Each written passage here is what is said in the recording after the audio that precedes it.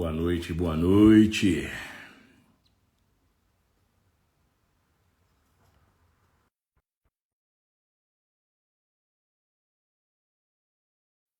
Mais uma live para tirar dúvida de empresário e empreendedor. Já vai começando a escrever, fazendo pergunta aí. Já estou convidando o Paulo já chegou. E aí, Lázaro, segundou? Segundou, estou Segundou com gestão? pedindo a turma aqui para encaminhar o aviãozinho para todo mundo que está querendo tirar dúvidas sobre o seu negócio, para poder encaminhar o aviãozinho. Vamos embora. 40 minutos de gestão na prática, 40 tirando minutos, dúvidas galera. reais de empresários reais. Bora! Só até 9 da noite, como todo dia. Sensacional ou extraordinário? Os dois, irmão. Você que escolhe, né? E comecem a mandar as perguntas. Lembrando que janeiro a gente começa com imersão Capital Upgrade, fevereiro tem Summit. Então a gente começa 2025 com Muita coisa. aceleração total. Aceleração total. Eu estava Então, vendo, Lázaro, que ano que vem, sabe quantos eventos ao todo vão ter, juntando tudo?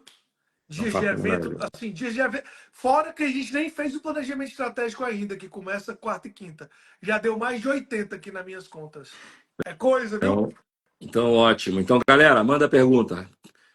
Live para tirar. Você quer que eu deixe algum comentário fixo aqui, Paula? Coloca que vai ter o presente dos 19 indicadores. É a última vez que eles vão Então, ganhar, peraí. ter a possibilidade de ganhar esse presente. Beleza. Que é só, ó, não é sorteio. Você digitou 19, 1 e o 9. Você vai ganhar um e-book com a aula no final dos 19 indicadores cruciais para qualquer negócio.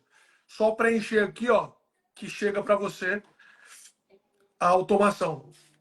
Só que antes de digitar 19, vai fazendo pergunta, turma. Vai perguntando aí Como é que a gente te ajuda? Consultoria como é que eu te gratuita. ajudo. Diz o teu problema que a gente te sugere como resolver. Já estou escrevendo aqui.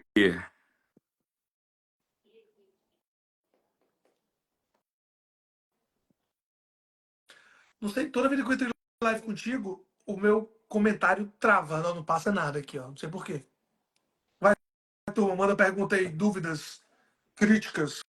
Como é que eu te ajudo? Rapaz, fixei comentário. Pronto. Galera, vamos começar. Vamos começar aqui. Pergunta, porque já está passando o tempo. Já falta só 35.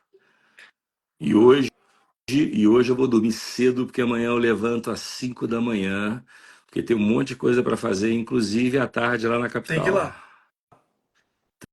Então vamos lá, deixa eu achar a primeira aqui.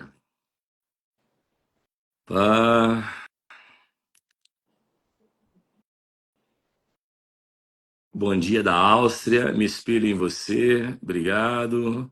Salve guerreiro, boa noite Lázaro. Que livro você está lendo? Cara, eu tava com o bicho agora, ó.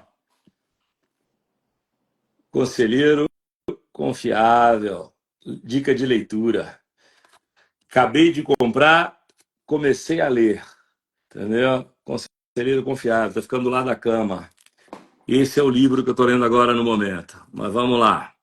Então, pergunta. Sensacional ou extraordinário? Os dois, já respondi. Vamos lá. Peraí que eu vi umas 5 aqui. Janeiro bombando. O que acha de pegar empréstimo para alavancar a empresa? Vamos lá.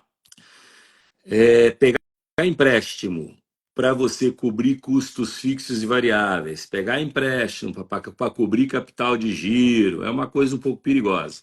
Mas você pegar empréstimo, tá, como dívida boa para fazer investimento, é bom, desde que você caiba no seu orçamento, desde que você consiga pagar.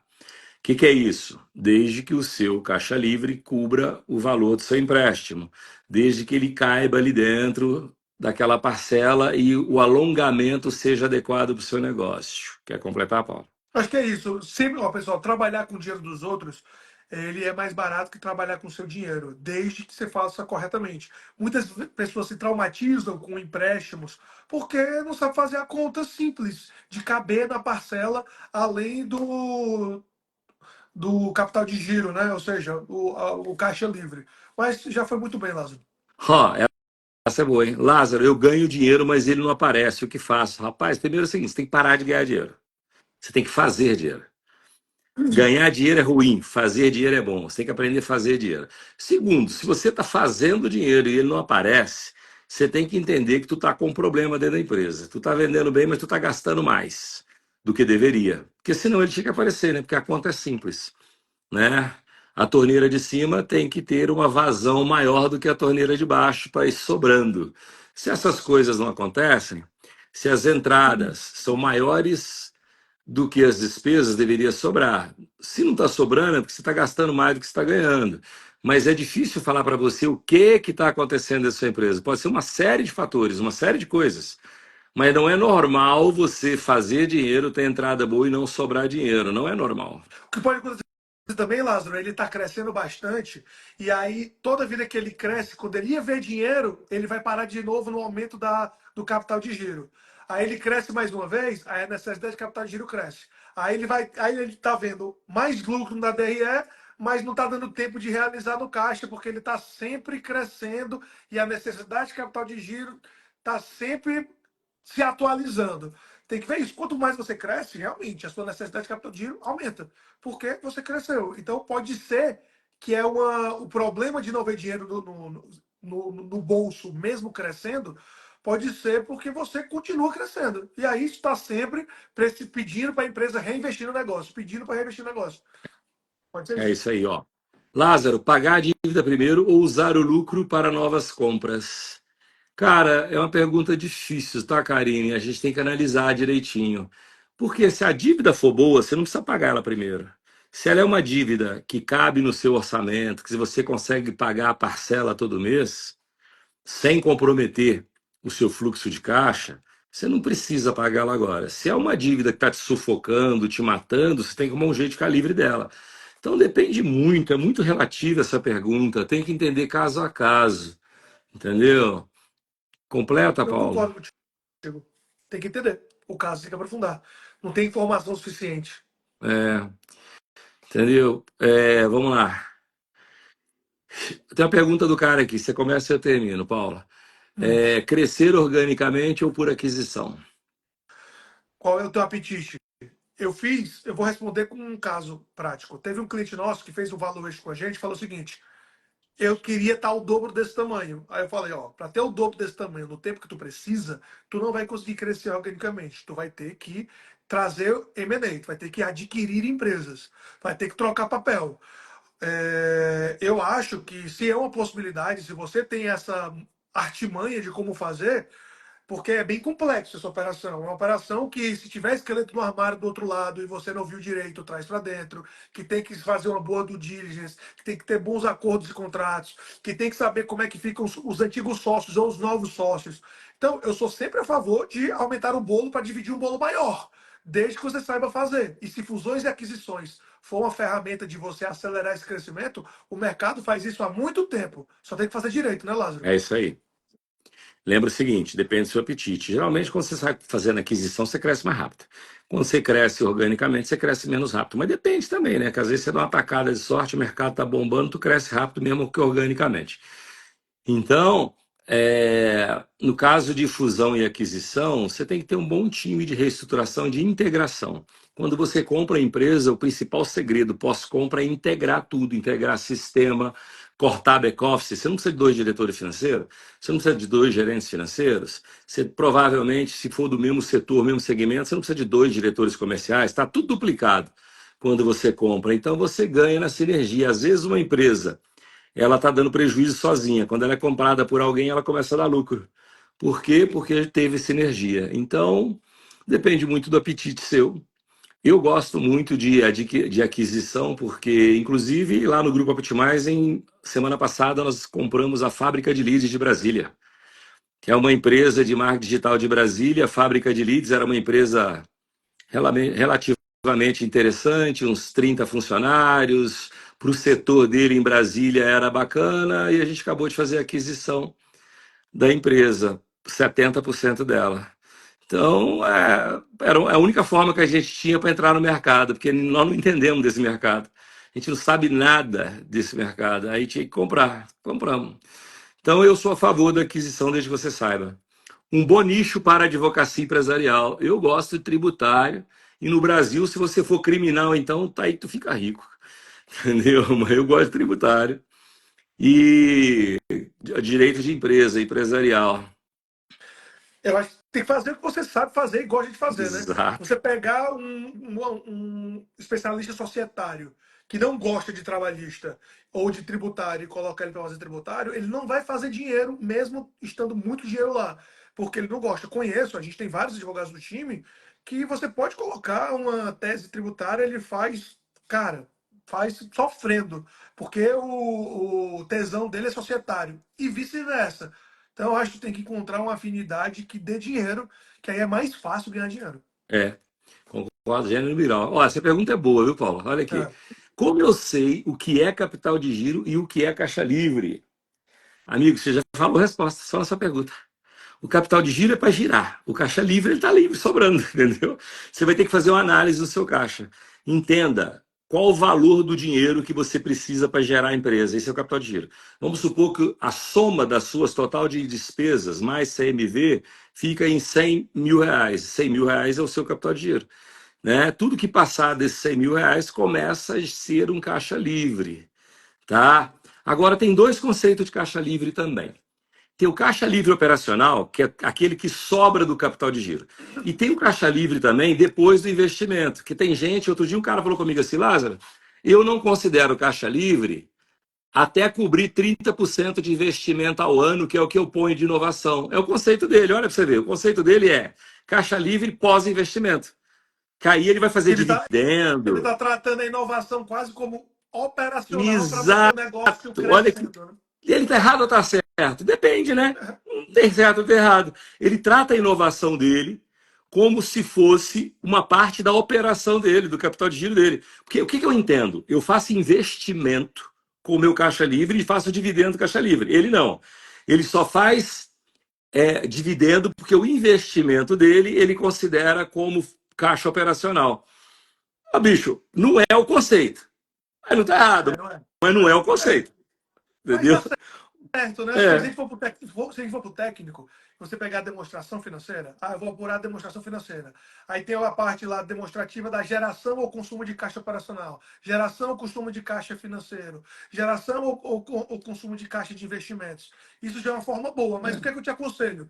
Se você tem um contador, um gestor financeiro, ou se não tem, chama alguém que sabe e faz o seguinte: ei, eu estava na live com o Lázaro e com o Paulo Vitor, e ele pediu para calcularem aqui, projetar meu fluxo de caixa aqui para os próximos 6 meses. É. Porque quando você projetar o fluxo de caixa, todo operacional, investimento financeiro, botar tudo na projeção direta do fluxo de caixa, lá, se você projetou corretamente, com as premissas, ou a pessoa vai saber fazer isso, a última linha ele tem que dar a geração de caixa livre, ou, se não der, não vou dizer que é uma má notícia, mas quer dizer que você está consumindo caixa ao invés de gerando caixa e você precisa repor isso daí.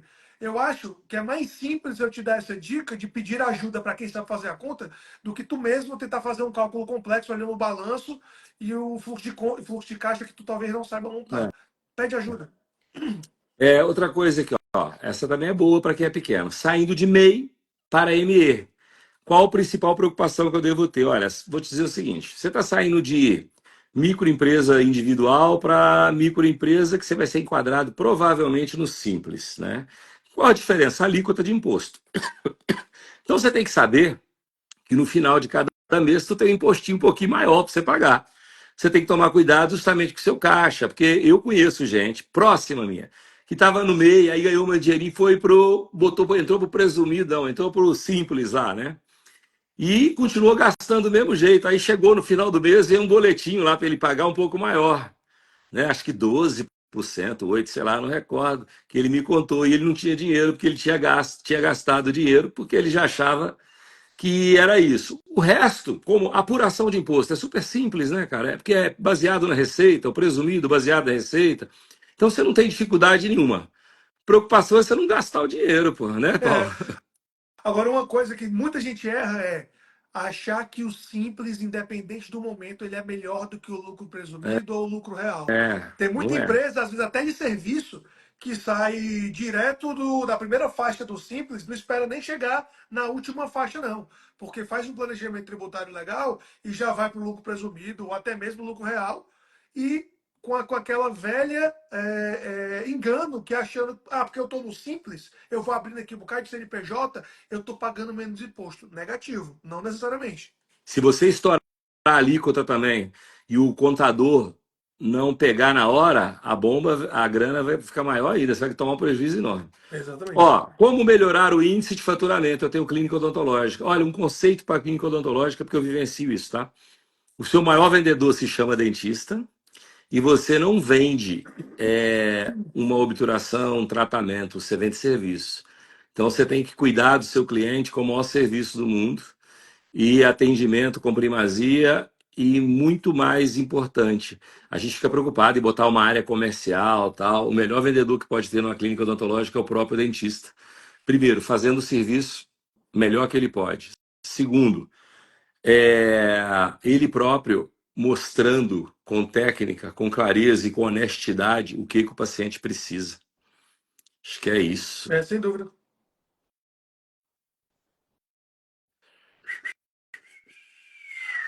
Ah, pergunta, Paulo, essa é boa. Vou deixar começar a responder, depois eu falo. Como Manda. encontrar o melhor gestor?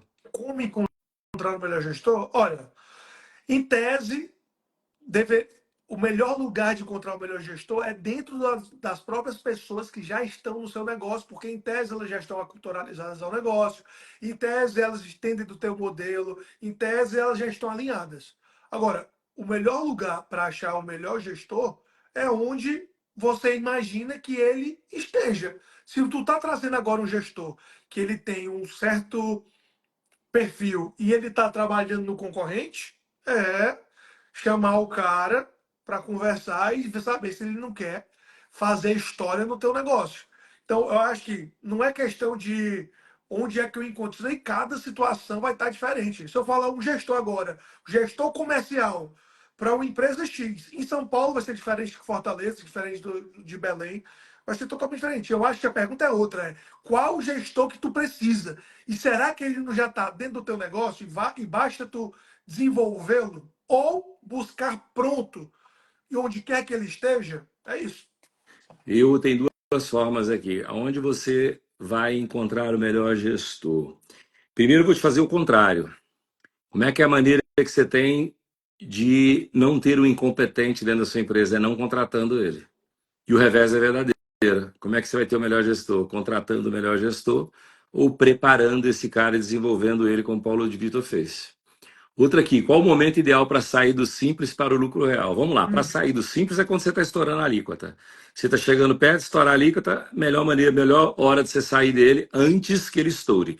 Agora, para você ir direto para o lucro real, cara, você tem que fazer conta, entendeu? Você vai ter que procurar o contador para ele olhar para você e ver se é melhor você ir para o presumido ou para o lucro real. Lembrando o seguinte, presumido você vai ter uma alíquota ali, mais ou menos, dependendo da conta, de 18%, 16%. Vamos colocar aí, eu tenho empresa no presumido que eu pago 18,94%.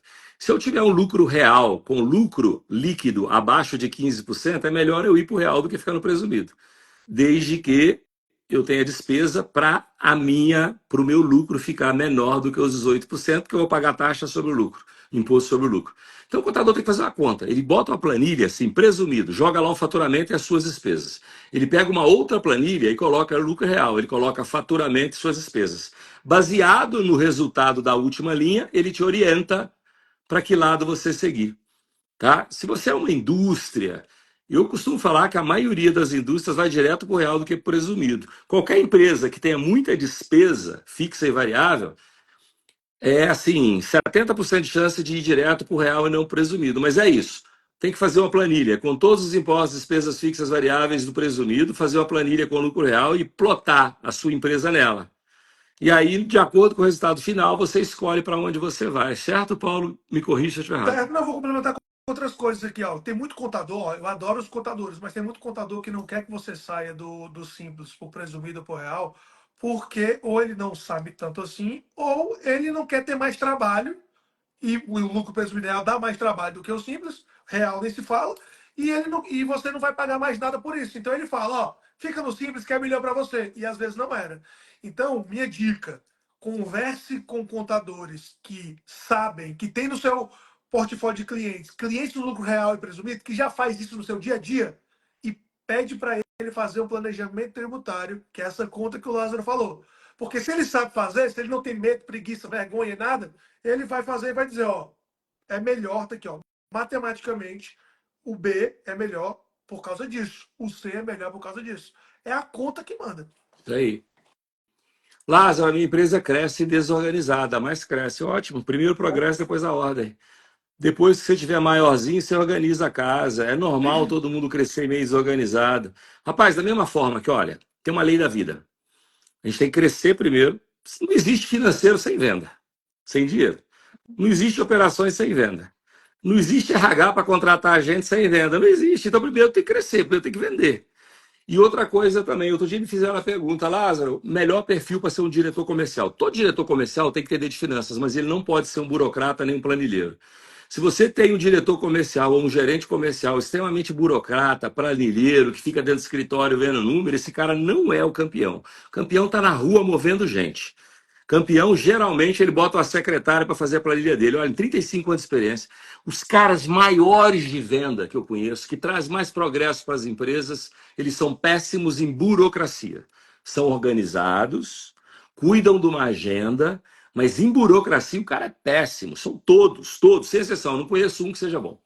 Eu tenho um amigo, Miguel Bonzu, se estiver ouvindo nós, a gente, ele vai falar. E outro dia ele teve comigo aqui em casa, participou do Padrinho Podcast, a gente teve uma conversa e ele falou isso. Ele falou, Lázaro, os diretores comerciais mais disruptivos que existe no Brasil, os melhores, os que têm melhores remunerações, detestam burocracia. Ele pode até saber fazer, mas ele não vai fazer.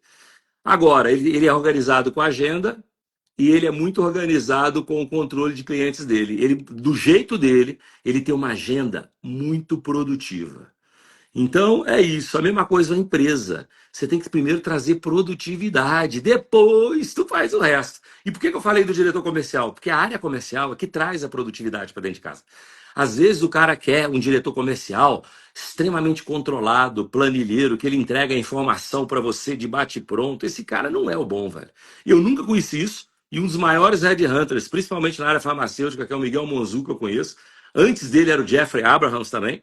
Falavam a mesma coisa comigo. Falavam, cara, você quer um cara campeão de venda? Esquece aquele cara planilheiro. Ele é organizado com a agenda dele, ele move as pessoas. Você tem que colocar um departamento de planejamento de venda para ajudar ele.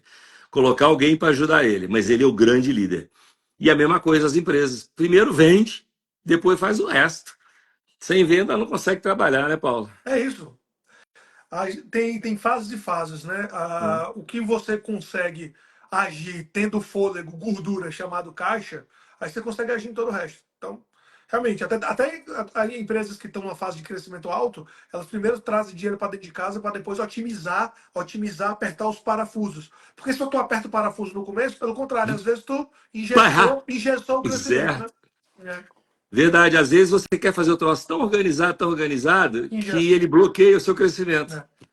E às vezes é melhor botar para dentro o dinheiro e depois a gente se vira, bota para dentro de casa. O outro escreveu assim: como posso melhorar? Rapaz, um monte de coisas. Dando beijo no seu filho. Melhorar é Como posso fácil. A primeira dica, a comunicação, né? Exatamente. Pergunta melhor aí para a gente poder te ajudar. Vamos lá. O Bruno aqui, sou founder e vou passar o cargo de CEO. Ficarei como conselheiro. O que me recomendaria para ter sucesso como conselheiro? Rapaz, lembrar o seguinte: você tem que desapegar da cadeira de CEO. Conselheiro não é CEO. Conselheiro usa a experiência do negócio, o conhecimento do negócio para guiar alguém. Outra coisa, você vai ser um conselheiro na sua empresa. Então você vai ser um conselheiro, por quê? Porque você conhece muito do seu negócio. Agora, se você tiver de contratar outro conselheiro, você só contrata alguém que percorreu a jornada de verdade. Tá cheio de enganador por aí, tá? O, ti- Seguinte, o negócio conselheiro, ele banalizou. Todo mundo quer ser conselheiro e está recebendo 10 conto por dia, tal. Isso é muito pouco dinheiro para o conselheiro. Ai, 10 mil reais por dia é pouco? Para um conselheiro é muito pouco. 15 mil, 20 mil, você não me... Eu, Lázaro, mas de jeito nenhum, nem por 30 por um dia eu trabalho, entendeu? Tem que ser muito mais do que isso. 30 mil por dia? Não, não vai dar, entendeu? Vai ter que ser mais que isso. Então, por quê? Porque eu sei aonde bater o martelo. Então, meu amigo, primeiro conselho, desapega da função do CEO. Você agora, você vai ter que ajudar a tomar a tomada decisória, você vai ter que ajudar no poder de decisão e vai ter que cobrar só 30 dias depois. Então, você tem que desapegar do dia a dia. Se você desapegar do dia a dia e usar o suporte à direção como vetor principal do sucesso, você vai conseguir evoluir. E é importante que tu falou, Lázaro, eu vou só reforçar, porque eu não sei se é o caso, tá? E não estou banalizando, mas falou, eu sou founder e estou indo para ser conselheiro. Às vezes o cara é founder de uma empresa que faturava 10 milhões por ano e quer ser conselheiro de uma empresa que fatura 100 milhões por ano. Não adianta, não Nada adianta. contra, não, mas eu tenho muita experiência que me dá aptidão, cara, é outro jogo. As pessoas, primeiro, que é difícil elas te respeitarem, caso tu não tenha esse track record, né, que é o nome bonito para o que é que tu construiu. E outra, que para a pessoa que está achando que é a mesma coisa, não é outro bicho, cara, é outra experiência. E dar um pitaco como conselheiro numa situação que tu não tem experiência, porque acha que só porque não, é só a escala. A minha empresa é igualzinha a essa, só que essa é 10 vezes maior. É outro jogo, é outro motor, é outro giro, é outra potência. E tem que ter só esse cuidado que eu peço para essas pessoas que estão entrando no mundo aí do aconselhamento, que é bacana, mas cuidado, pessoal. Cuidado para não Ó, vender gato por lebre. Que não sei se você queima agora, você consegue vender 10 conselhos, aí você fica um ano, dois, se queimando no mercado e fecha as portas para sempre o mercado.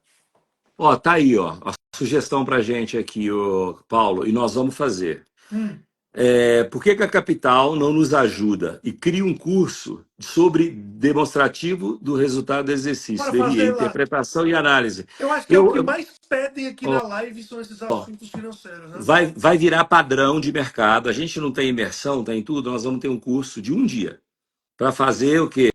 Leitura e interpretação de DRE. Nós vamos ter o curso de um dia na Capital Upgrade, você vai poder comprar esse curso e pode esperar que é ano que vem. Amanhã vai ser planejamento estratégico, amanhã não. Quarta e quinta-feira é planejamento estratégico nosso lá.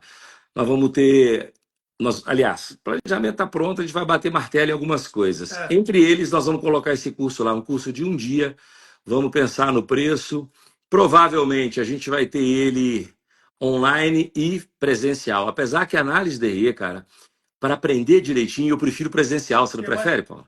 tem que ter uma apostila na frente, é uma coisa técnica. É, Então o cara tem que ver, online é meio fazer, foda. tirar dúvida. Ver, fazer, tirar Exato, dúvida. Bora online é mais lançar isso. difícil. Vamos lançar isso. Eu gosto, eu gosto. Dá para a gente fazer uma análise, fazer as pessoas, fazer um estudo de caso, fazer elas interpretarem, aí depois a gente dá o bizu, Dá acho que dá. Dá sim. sim, eu acho que um dia e meio fica bacana, bicho. Boa. Bora fazer. Ah, como adquirir inteligência emocional para as tomadas de decisões dentro da empresa? Amigo, inteligência emocional é inteligência emocional. E eu classifico mais. Conheço um monte de gente que se diz mestre da inteligência emocional e é um desequilibrado, tá? Eu acho que mais do que o conceito de inteligência emocional, você tem que controlar as suas emissões, as suas emoções, para você tomar a decisão perfeita. A decisão se toma com a cabeça, não com o coração. Se você começar a pensar com o coração, tu vai fazer merda. Pode escrever.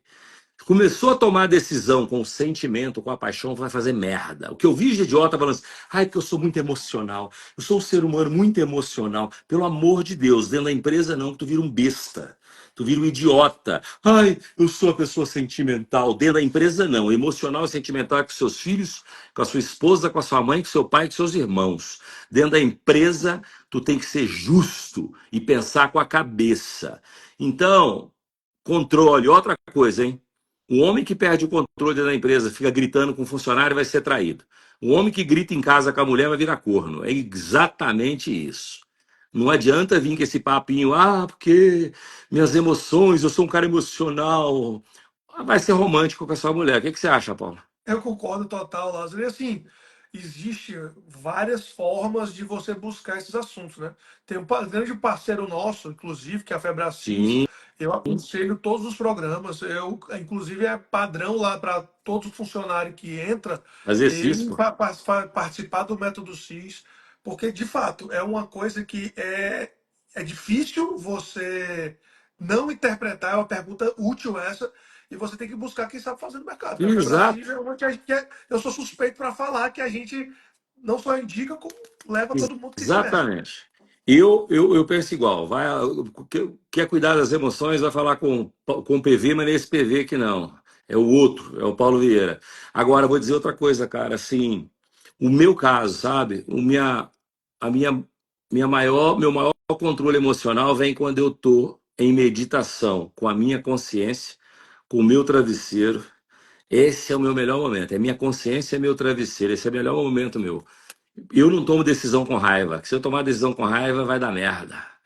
Entendeu? Porque ao mesmo tempo que eu sou um cara extremamente frio nos negócios, eu sou um pouco colérico com algumas coisas, entendeu? Vem a cólera naquele momento ali, então eu prefiro o quê? Sair de perto.